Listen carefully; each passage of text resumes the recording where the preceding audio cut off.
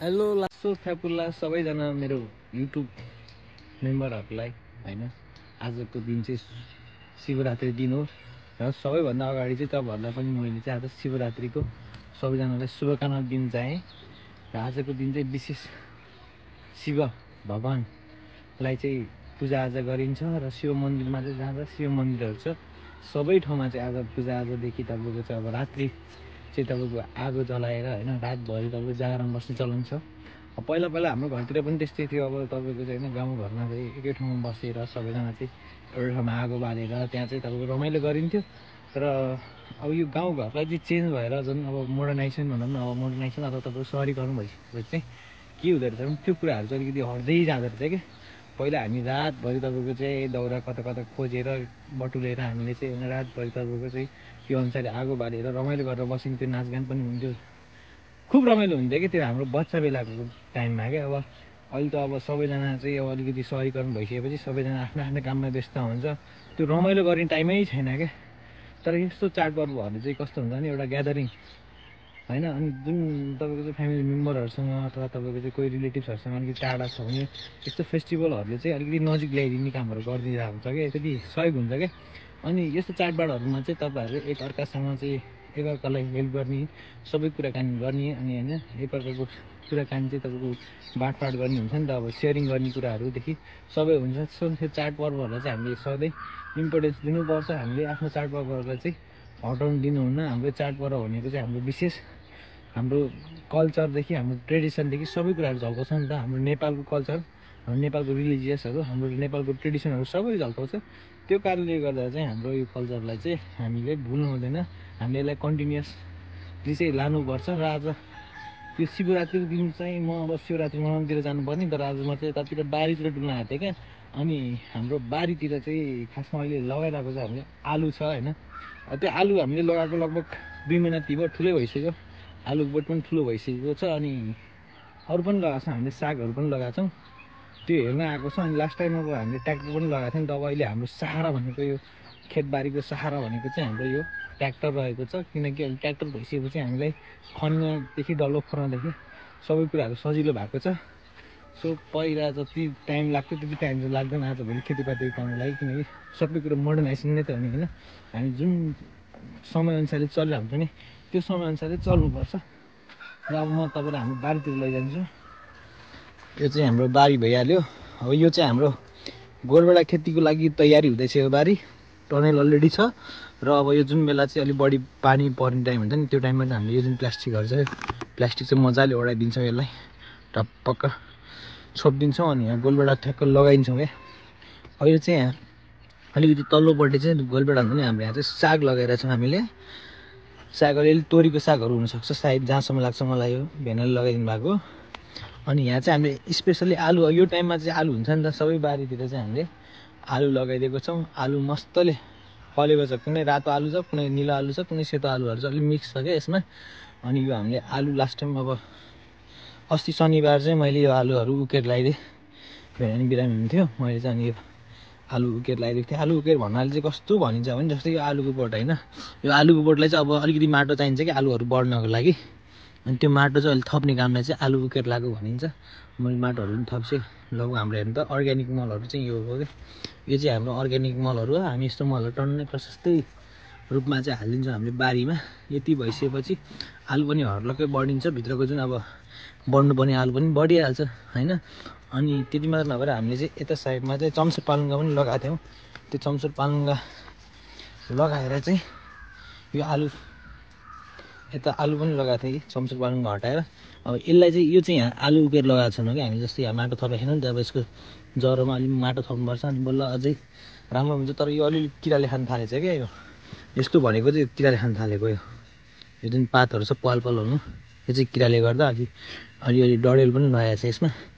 अब यसमा अलिकति मजाले नपुगेको। अब अस्ति मैले लगाएको चाहिँ यता आलु उकेर लगाएको, यता त कस्तो हरियो छ नि त, यताको र यता कति फरक छ हेर्नु त। अब यसरी पनि माटो थपिदिइसकेपछि अनि मलहरू हालिदिइसकेपछि मजाले पनि हरियो नै हुन्छ। अनि हाम्रो अलिअलि यता केराउ लगाइदिनु भएको छ। यो हरियो केराउ त मिठो हुन्छ नि होइन, मलाई चाहिँ यति मिठो लाग्छ कि हरियो केराउ। फल्नु चाहिँ फलाएन, अब फल्ने बेला हुँदैछ। अनि हरियो केराउ चाहिँ तपाईँको अचार बनाउनुदेखि तरकारी बनाउनुदेखि सबै कुराहरू यो हरियो केराउले हुन्छ। मलाई त यो पाकेको भन्दा पनि मलाई चाहिँ काँचो केराउ चाहिँ मनपर्छ, खान्छु पनि यो। अनि तल्लो हेर्नु जानु पर्यो। यो चाहिँ हाम्रो अस्ति घाँस लगाएको थियो, यसमा घाँस लगाएको थियो। फेरि अब यो घाँस पुरै निस्क्यो नि त, फेरि यसलाई घाँस लगाउनु पर्ने छ यो ठाउँमा चाहिँ। अब यता चाहिँ अलरेडी घाँस नै छ। यसलाई चाहिँ यो घाँस चाहिँ 5-6 चोटि मजाले काटेर गाई भैँसीलाई खुवाएर चाहिँ अनि मजाले फेरि काट्ने लाउने सबै गर्न सकिन्छ यसमा चाहिँ। अनि अहिले चाहिँ हामीले त्यहाँ पानी लगाइरहेको छौँ, यसमा पानी लगाइराख्नुपर्छ। अनि अलिअलि देसी मल पनि हालिन्छ होइन। अब त्यो देसी मल बाहेक भन्दा हामीले अरू केही हाल्दैन, देसी मल चाहिँ अलिअलि चाहिँ हाल्नुपर्छ। फेरि अलिअलि माटो, अब माटो त्यो अनुसारले चेन्ज भइसक्यो कि हामीले पहिला गाई भैँसीको मात्र मल हाल्दा हुन्थ्यो, तर अहिले चाहिँ त्यो अलिअलि देसी मल हालेन भने फेरि यो त्यति राम्रो नआउँदो रहेछ नि त। त्यो कारणले गर्दा अलिअलि देसी मल पनि हालिन्छ। यो चाहिँ हाम्रो बारीपट्टि छिमेकीको बारीमा चाहिँ बकुल्ला लाउनु भएको छ, उहाँले लसुन लाउनु भएको छ। यता एभोकाडोको बोट हो, यो भगटेको बोट एकै ठाउँमा कि आँपको बोट सबै ठाउँमा, सबै एकै ठाउँमा हो। यो भगटेको होला सायद, यो फुल फुलिरहेको रहेछ भगटेको। यता चाहिँ प्याजहरू छ क्या, प्याजहरूलाई चाहिँ यस्तो कुचिनु पर्छ अरे के, यसो भित्रको जुन ठुल्ठुलो हुँदैन कि यसरी किचिनु पर्छ अरे यसलाई, यसरी प्याजलाई चाहिँ है। फेरि लसुनलाई चाहिँ होइन, प्याजलाई चाहिँ यसरी हामीले किल्च्यो भने चाहिँ प्याजको जुन भित्रको जुन दाना हुन्छ नि, प्याज दाना हो, त्यो चाहिँ अलिक ठुलो हुन्छ अरे। अनि प्याजको माथिको पनि खाना मिठो हुन्छ कि, यो जुन माथिको पात तरकारीमा झैँया होइन, दालमा झैँया गऱ्यो भने चाहिँ एकदम मिठो हुन्छ। यो हेर्नु त हामीले कति प्रशस्तै मल हालिदिएको छौँ होइन, यहाँ बारीभरि बिहान बिहान सबै मलहरू यहीँ बारीमै हुन्छ। प्रशस्तै मल हालिदिएको छौँ हामीले। हाम्रो ट्र्याक्टर चाहिँ यही नै हो। फेरि यो चाहिँ हामीले यसरी गाडेर राखेका छौँ, किनकि कोही कोहीले त उठाएर हिँडिदिन्छ नि त, अनि अलिकति उठाउन गाह्रो होस् भनेर हामीले ट्र्याक्टरले चाहिँ गाडेर राखेका छौँ यसलाई यसरी। यो ट्र्याक्टर भएदेखि चाहिँ हामीलाई काम गर्न पनि धेरै सजिलो भएको छ। जाम भएको रहेछ अहिले, अलि निकाल्नु नसक्ने गरी जाम भएको छ। यता हाम्रो काउली चाहिँ हरियो भइरहेको छ। काउली कतिबाट त खाइसक्यो पनि हाम्रो, यो चाहिँ अलिक ढिला लगाएको भएर यो काउलीहरू चाहिँ बाँकी चाहिँ खाँदै। अस्ति बिरालो पनि यहीँ देखाएको थिएँ मैले, कता भागेछ, यो झाडीभित्रै लुकेर बसेछ बिरालो पनि। यही हो हाम्रो बारी। शिवरात्रिको दिन अब के बारी देखेर हुने होला तपाईँहरूलाई, तर अब शिवरात्रि भनेर अहिले रमाइलो गर्नु भएन, अलिक बेलुका रमाइलो गर्नुपर्छ शिवरात्रिको दिन त।